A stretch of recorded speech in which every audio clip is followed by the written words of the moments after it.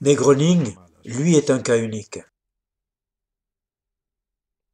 que l'on ne peut rattacher à aucune école de psychothérapie ni de psychologie.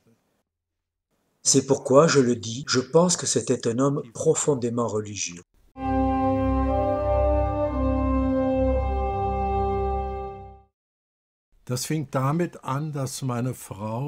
Voilà comment ça a commencé. Ma femme a lu dans un journal ou une revue un article sur Groening et sur ce qu'il faisait. Elle m'a donné cet article en disant « Dis donc, il faudrait peut-être faire un reportage là-dessus, que nous pourrions publier dans la revue. » Seulement, nous n'étions pas les rédacteurs, mais les éditeurs. Cependant, la rédaction s'est montrée très intéressée par le sujet et prête à accepter notre proposition. Pour me faire plaisir, ma femme, qui est entre autres psychothérapeute de formation et psychanalyste, une profession qu'elle n'a toutefois jamais exercée, m'aidait dans mon travail à la maison d'édition. Nous étions encore en plein développement. Nous venions de Berlin, nous nous étions installés à Munich, et nous avons dû renoncer une deuxième fois à Munich après la guerre. Et nous avions une grande concurrence, et comme je l'ai dit à l'époque, nous ne faisions pas seulement des magazines, mais nous avions également commencé la maison d'édition des livres. Et vous voyez un peu ce qu'elle faisait. Elle s'intéressait beaucoup à la psychologie.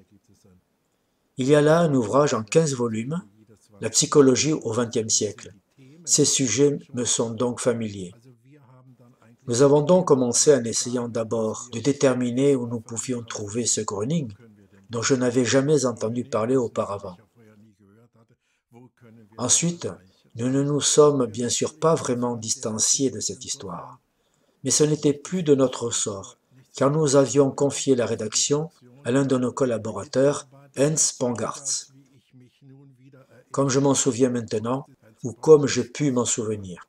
Hans Pongartz, qui a aussi un nom d'écrivain, à l'époque il n'en avait pas encore, mais c'est un nom d'écrivain reconnu désormais. Il s'agit en effet de Jürgen Thorwald, qui a publié de grands livres, pour la plupart traitant de sujets médicaux, non pas dans notre maison d'édition, mais chez Droemer Knorr.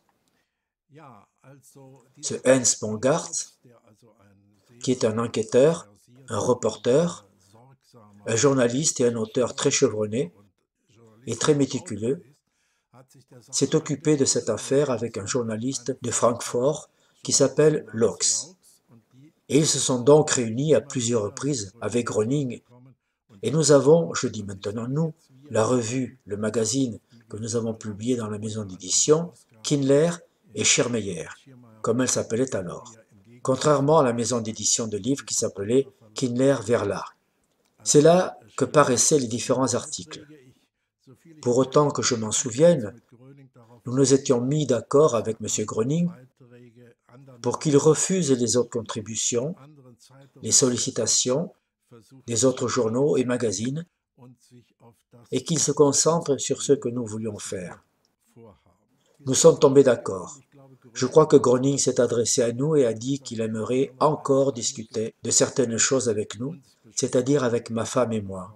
Et nous étions bien sûr tout à fait disposés à le faire. Et c'est ainsi que nous l'avons invité à venir chez nous, à Munich, à Harlaching, où nous habitions. C'était une maison avec un grand jardin, et à ce moment-là, elle nous servait en même temps de maison d'édition. Nous avions rendez-vous, je crois, à 15 heures. Déjà, les gens commençaient à se rassembler à partir d'1 heure ou 2 heures devant l'entrée de notre propriété. Des policiers étaient là aussi. Ils étaient venus parce qu'à ce moment-là, Groening avait l'interdiction de parler et l'interdiction de guérir. Il n'avait pas le droit de pratiquer des thérapies. Je ne savais pas si c'était limité à la Bavière et à Munich ou à toute l'Allemagne. En tout cas, il n'en avait pas le droit. Et peut-être que la police est venue pour contrôler que cela était bien respecté. Donc ils étaient dehors devant le portail. Nous l'avions fermé car nous pensions à cette interdiction et nous ne voulions pas avoir d'ennui pour nous, mais surtout pour Groening. Nous savions bien qu'il avait déjà assez d'ennuis comme ça, Quand il est arrivé vers 15 heures et que nous avons ouvert le portail, les gens, dont le nombre avait augmenté entre-temps, se sont quand même engouffrés dans le jardin. Et la police ne les en a pas empêchés. Et nous non plus, évidemment, car nous n'avions aucun intérêt à heurter ces gens. De toute façon, cela nous préoccupait de voir ces gens là-bas qu'on ne laissait pas entrer, n'est-ce pas? Enfin bon, ils sont entrés et ils étaient dans le jardin. Et nous sommes entrés dans la maison avec René. Nous nous sommes assis, ma femme, lui et moi. Et nous avons eu une conversation très intense. Je ne me souviens plus exactement des détails, ou du moins très peu, après si longtemps et après avoir parlé avec tant de gens. Mais l'impression était la suivante: un homme modeste, digne de foi, de naturel bon, serviable, se trouve là. Et nous aimerions bien l'aider dans la mesure de nos possibilités. Je me souviens d'un détail. J'étais assis, là, les gens me croisaient, et je ne sais pas comment nous en sommes venus à parler des fonctions du corps. Et il s'est permis de dire qu'on devrait peut-être, enfin, que je ne devrais peut-être pas faire cela. Enfin, ce ne serait pas bon du point de vue organique, qu'il vaudrait mieux que je m'assoie de manière décontractée. Je crois qu'il pouvait avoir raison. Et puis la question s'est posée à propos de la foule à l'extérieur, qui augmentait, continuait de grossir, et des gens qui venaient sur des civières. Certains venaient en fauteuil roulant, d'autres avaient des cannes. Des jeunes, des moins jeunes, surtout des personnes âgées, mais aussi des jeunes. Et je dirais des milieux les plus divers, c'est-à-dire des ouvriers, des intellectuels, des personnes intéressées, des malades surtout. Et finalement, il a dit que oui, qu'il ne pouvait pas se soustraire au fait de parler aux gens. J'ai dit: je comprends, mais chez nous ici, en aucun cas vous ne pouvez commencer à faire une thérapie maintenant. Non, dit-il, je ne le ferai pas non plus, mais je ne peux pas vous dire à quel point je suis désolé de ne pas pouvoir le faire. Bien sûr, dis-je, j'apprécierais même beaucoup que vous le fassiez. Et je l'ai donc accompagné à l'extérieur. Nous avions une grande piscine carrée dans le jardin, mais sans eau. Elle n'était pas remplie à ce moment-là. Et à un endroit du bassin, il y avait un petit escalier qui montait vers un petit promontoire où se trouvaient des sièges. C'est là que nous l'avons conduit, ma femme et moi, croyant qu'il monterait les quelques marches pour aller parler aux personnes qui se trouvaient autour de la piscine.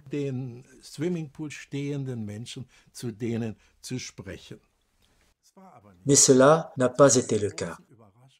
À ma grande surprise, il s'est arrêté, a regardé autour de lui et a descendu le petit escalier dans la piscine. C'est-à-dire qu'il s'est adressé aux gens, non pas du haut, comme nous l'avions supposé, mais d'en bas. Nous avons trouvé cela, ma femme et moi, particulièrement impressionnant et psychologiquement très intéressant. Il a ensuite dit à quel point il regrettait. Il n'y a d'ailleurs pas eu d'applaudissements. C'était un grand silence.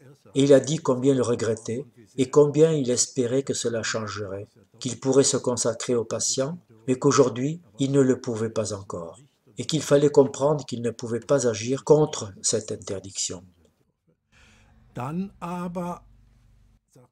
Puis il a dit qu'il souhaitait prendre congé. Mais il s'est quand même dirigé vers les personnes qui avaient particulièrement besoin de lui, celles qui étaient sur les civières, dans les fauteuils roulants. Il leur a serré la main et leur a souhaité un bon rétablissement. Soudain, l'une des personnes qui était sur une civière s'est levée en disant « Je vais mieux, je vais mieux !» Et des fauteuils roulants?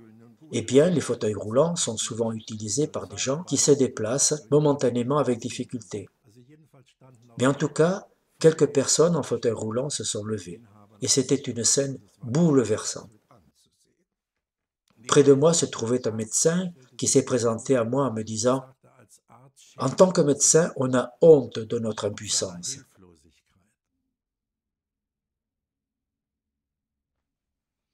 J'ai déjà dit que je n'avais aucune explication sur l'origine de son pouvoir de guérison.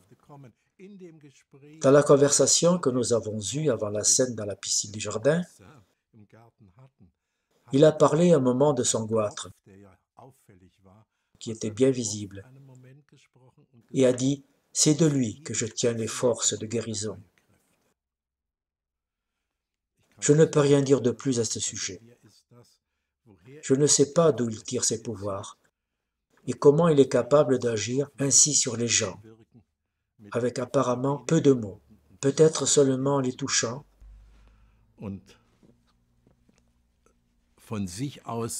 et en leur souhaitant de venir d'eux-mêmes à bout des problèmes qui les accablent. Je n'en sais rien. J'ai cependant l'impression qu'il n'était pas homme de s'entourer uniquement de malades riches, à éprouver le besoin d'attirer les gens vers lui et à leur demander de payer. Il ne choisissait pas en se disant « Est-ce que je prends celui-ci ou pas celui-là »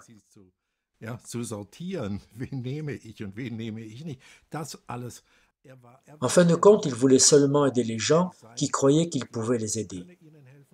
Et j'ai l'impression qu'il a effectivement pu aider beaucoup d'entre eux et qu'il les a aidés dans la mesure où il pouvait intervenir. Mais j'avais aussi l'impression qu'un groupe de médecins, je ne peux pas généraliser, voulait l'utiliser et l'a utilisé et a exploité son savoir. Mais voilà, on ne pouvait pas sonder son savoir. Alors apprendre et faire la même chose que lui, ça, il ne le pouvait pas. Cela reste un mystère.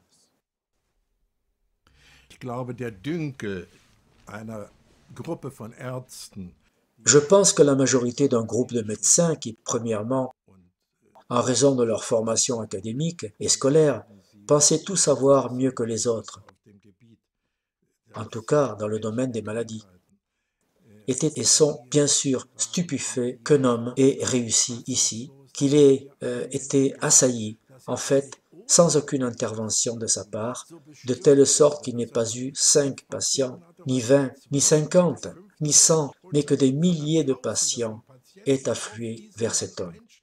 Bien sûr, il est difficile pour un médecin de comprendre cela. C'est vraiment difficile à comprendre. Et plus particulièrement pour ceux-ci. Et lui n'avait, je crois, aucune formation de thérapeute. Il n'avait aucune formation. Il n'était pas bête, il était intelligent. Ce n'était pas un intellectuel, mais il était intelligent. Vraiment pas bête. Et il savait aussi s'exprimer clairement et de manière intelligible. Comme je l'ai dit, il avait à cœur de parler avec les gens. Mais par contre, il n'était pas un bavard.